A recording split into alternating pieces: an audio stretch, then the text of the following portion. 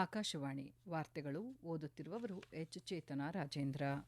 ಮುಖ್ಯಾಂಶಗಳು: ನವದೆಹಲಿಯಲ್ಲಿ ಇಂದು ಪ್ರಧಾನಿ ನರೇಂದ್ರ ಮೋದಿ ಅಧ್ಯಕ್ಷತೆಯಲ್ಲಿ ನೀತಿ ಆಯೋಗದ 11ನೇ ಆಡಳಿತ ಮಂಡಳಿ ಸಭೆ. ಪ್ರಧಾನಮಂತ್ರಿ ಸೂರ್ಯಘರ್ ಯೋಜನೆ ನಾಗರಿಕರನ್ನು ಶುದ್ಧ ಇಂಧನ ಉತ್ಪಾದಕರನ್ನಾಗಿ ಪರಿವರ್ತಿಸಿದೆ. ಕೇಂದ್ರ ಸಚಿವ ಪ್ರಹ್ಲಾದ್ ಜೋಶಿ. ಬಲ್ಗೇರಿಯಾ ಪ್ರಧಾನಿಯೊಂದಿಗೆ ವಿದೇಶಾಂಗ ಸಚಿವ ಡಾ ಎಸ್ ಜೈಶಂಕರ್ ಮಾತುಕತೆ.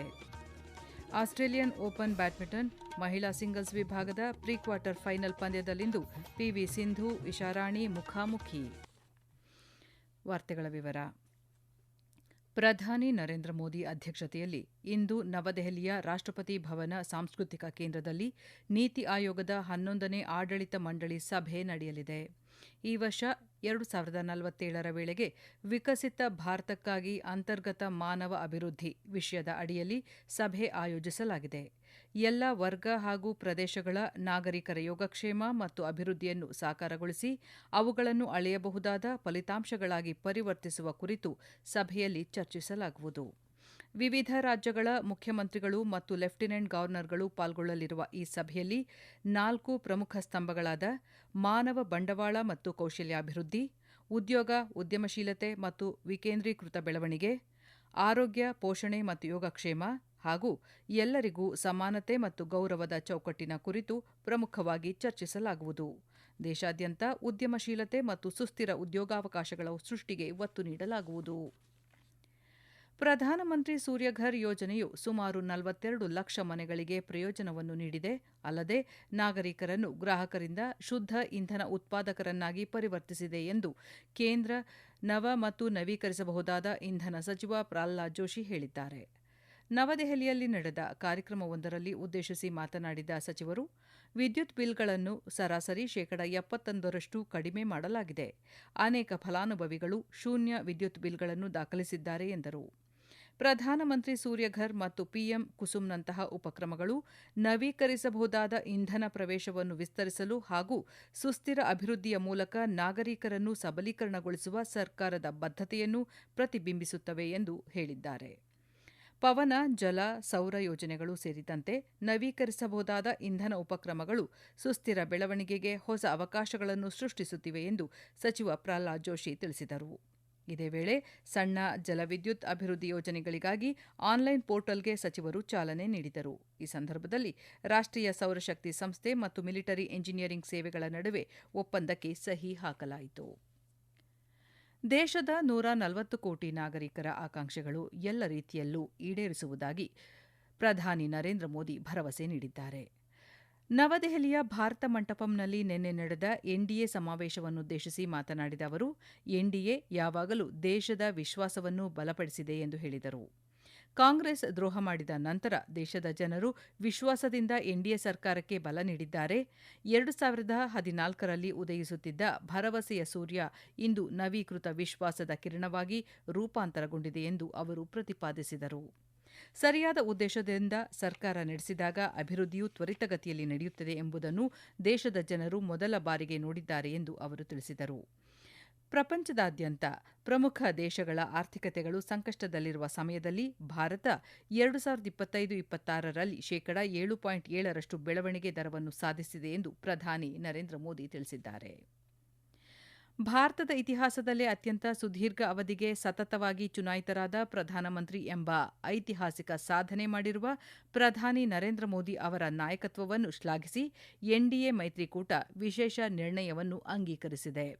ನವದೆಹಲಿಯ ಭಾರತ್ ಮಂಟಪಂನಲ್ಲಿ ನಿನ್ನೆ ಆಯೋಜಿಸಿದ್ದ ಎನ್ಡಿಎ ಮೈತ್ರಿಕೂಟದ ಬೃಹತ್ ಸಮಾವೇಶದಲ್ಲಿ ಈ ನಿರ್ಣಯವನ್ನು ಮಂಡಿಸಲಾಗಿದೆ. ಕೇಂದ್ರದಲ್ಲಿ ಎನ್ಡಿಎ ಸರ್ಕಾರ ಯಶಸ್ವಿಯಾಗಿ 12 ವರ್ಷಗಳನ್ನು ಪೂರೈಸಿರುವ ಮತ್ತು ಪ್ರಧಾನಿ ನರೇಂದ್ರ ಮೋದಿ ಅವರು ಸುದೀರ್ಘ ಕಾಲ ನಿರಂತರವಾಗಿ ಸೇವೆ ಸಲ್ಲಿಸಿದ ಚುನಾಯಿತ ಪ್ರಧಾನಿ ಎಂಬ ಹೆಗ್ಗಳಿಕೆಗೆ ಪಾತ್ರರಾಗಿರುವುದನ್ನು ಆಚರಿಸಲು ಈ ವಿಶೇಷ ಸಭೆಯನ್ನು ಆಯೋಜಿಸಲಾಗಿತ್ತು. ಸಭೆಯಲ್ಲಿ ನಿರ್ಣಯವನ್ನು ಮಂಡಿಸಿ ಮಾತನಾಡಿದ ಆಂಧ್ರಪ್ರದೇಶದ ಮುಖ್ಯಮಂತ್ರಿ ಎನ್ ಚಂದ್ರಬಾಬು ನಾಯ್ಡು, ಭಾರತದ ಇತಿಹಾಸದಲ್ಲೇ ಸುದೀರ್ಘ ಅವಧಿಗೆ ನಿರಂತರವಾಗಿ ಚುನಾಯಿತರಾದ ಪ್ರಧಾನಮಂತ್ರಿ ನರೇಂದ್ರ ಮೋದಿ ಅವರಿಗೆ ಸಲ್ಲಿಸುತ್ತಿರುವ ಐತಿಹಾಸಿಕ ಗೌರವ ಇದಾಗಿದೆ. ಈ ಮಹಾನ್ ರಾಷ್ಟ್ರವನ್ನು ಮುನ್ನಡೆಸಲು ಹಾಗೂ ದೇಶದ ಸೇವೆ ಮಾಡಲು ಅವರು ಸರಿಯಾದ ಸಮಯದಲ್ಲಿ ಸರಿಯಾದ ಸ್ಥಳದಲ್ಲಿ ಇರುವ ಅತ್ಯಂತ ಸೂಕ್ತ ನಾಯಕರಾಗಿದ್ದಾರೆ ಎಂದು ಪ್ರಶಂಸಿಸಿದರು. ಈ ವಾರ್ತೆಗಳನ್ನು ಆಕಾಶವಾಣಿಯಿಂದ ಕೇಳುತ್ತಿದ್ದೀರಿ. ನಮ್ಮ ಎಲ್ಲಾ ರಾಷ್ಟ್ರೀಯ ವಾರ್ತೆಗಳು ಹಾಗೂ ಪ್ರದೇಶ ಸಮಾಚಾರ ಈಗ ಆಕಾಶವಾಣಿ ನ್ಯೂಸ್ ಕನ್ನಡ ಯೂಟ್ಯೂಬ್ ಚಾನೆಲ್ನಲ್ಲಿ ಲಭ್ಯ. ನಮ್ಮ ಎಕ್ಸ್ ಖಾತೆ ಮತ್ತು ಇನ್ಸ್ಟಾಗ್ರಾಂ ಖಾತೆ ಆಕಾಶವಾಣಿ ನ್ಯೂಸ್ ಕನ್ನಡ. ಹೆಚ್ಚಿನ ಮಾಹಿತಿಗಾಗಿ ನಮ್ಮ ಫೇಸ್ಬುಕ್ ಖಾತೆ AIR ಕನ್ನಡ ನ್ಯೂಸ್ ಅನುಸರಿಸಿ. ಮಾಹಿತಿಯ ಹೂರಣ ವಾರದ ಕಾರ್ಯಕ್ರಮ ಪ್ರಚಲಿತ ವಿದ್ಯಮಾನ ಪ್ರತಿ ಬುಧವಾರ 9:15ಕ್ಕೆ. ವಿದೇಶಾಂಗ ಸಚಿವ ಡಾ ಎಸ್ ಜಯಶಂಕರ್ ನಿನ್ನೆ ಸೋಫಿಯಾದಲ್ಲಿ ಬಲ್ಗೇರಿಯಾ ಪ್ರಧಾನಿ ರುಮೆನ್ ರಾದೇವ್ ಅವರನ್ನು ಭೇಟಿಯಾಗಿ ಮಾತುಕತೆ ನಡೆಸಿದರು.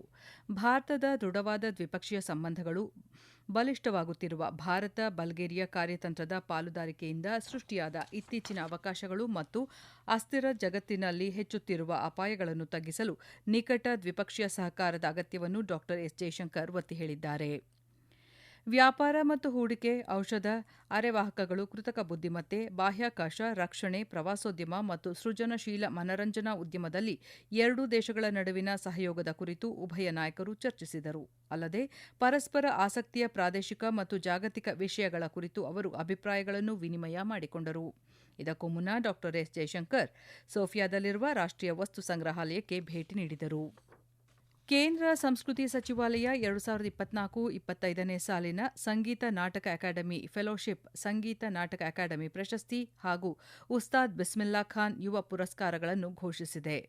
ಸಂಗೀತ, ನೃತ್ಯ, ರಂಗಭೂಮಿ, ಸಾಂಪ್ರದಾಯಿಕ, ಜಾನಪದ, ಬುಡಕಟ್ಟು ಕಲೆ ಹಾಗೂ ಗೊಂಬೆಯಾಟ ಸೇರಿದಂತೆ ವಿವಿಧ ಪ್ರದರ್ಶನ ಕಲಾಕ್ಷೇತ್ರಗಳಿಗೆ ಸಂಬಂಧಿಸಿದ ಒಟ್ಟು 108 ಕಲಾವಿದರನ್ನು 2024 ಮತ್ತು 25ನೇ ಸಾಲಿನ ಸಂಗೀತ ನಾಟಕ ಅಕಾಡೆಮಿ ಪ್ರಶಸ್ತಿಗೆ ಅಕಾಡೆಮಿ ಆಯ್ಕೆ ಮಾಡಿದೆ. ಜೊತೆಗೆ 2024-25ನೇ ಸಾಲಿನ ಉಸ್ತಾದ್ ಬಿಸ್ಮಿಲ್ಲಾ ಖಾನ್ ಯುವ ಪುರಸ್ಕಾರಕ್ಕಾಗಿ 106 ಯುವ ಕಲಾವಿದರನ್ನು ಆಯ್ಕೆ ಮಾಡಲಾಗಿದೆ. ಉಸ್ತಾದ್ ಬಿಸ್ಮಿಲ್ಲಾ ಖಾನ್ ಯುವ ಪುರಸ್ಕಾರ ಪ್ರಶಸ್ತಿ ಪುರಸ್ಕಾರದೊಂದಿಗೆ 25,000 ರೂಪಾಯಿ ನಗದು ಬಹುಮಾನವನ್ನು ಒಳಗೊಂಡಿದೆ. ಅಕಾಡೆಮಿ ಫೆಲೋಶಿಪ್ 3 ಲಕ್ಷ ರೂಪಾಯಿ ನಗದು ಬಹುಮಾನ ಹೊಂದಿದ್ದರೆ, ಅಕಾಡೆಮಿ ಪ್ರಶಸ್ತಿಯು ಪುರಸ್ಕಾರದೊಂದಿಗೆ 1 ಲಕ್ಷ ರೂಪಾಯಿ ನಗದು ಬಹುಮಾನ ಒಳಗೊಂಡಿದೆ.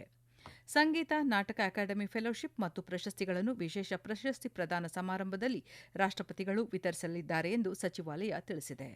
ಪ್ರಯಾಣಿಕರ ಸುರಕ್ಷತೆಯನ್ನು ಮತ್ತಷ್ಟು ಬಲಪಡಿಸುವ ಉದ್ದೇಶದಿಂದ ಭಾರತೀಯ ರೈಲ್ವೆ ದೇಶಾದ್ಯಂತ ರೈಲು ನಿಲ್ದಾಣಗಳಲ್ಲಿ ಅಗ್ನಿ ಸುರಕ್ಷತಾ ಲೆಕ್ಕ ಪರಿಶೋಧನೆ ಆರಂಭಿಸಿದೆ.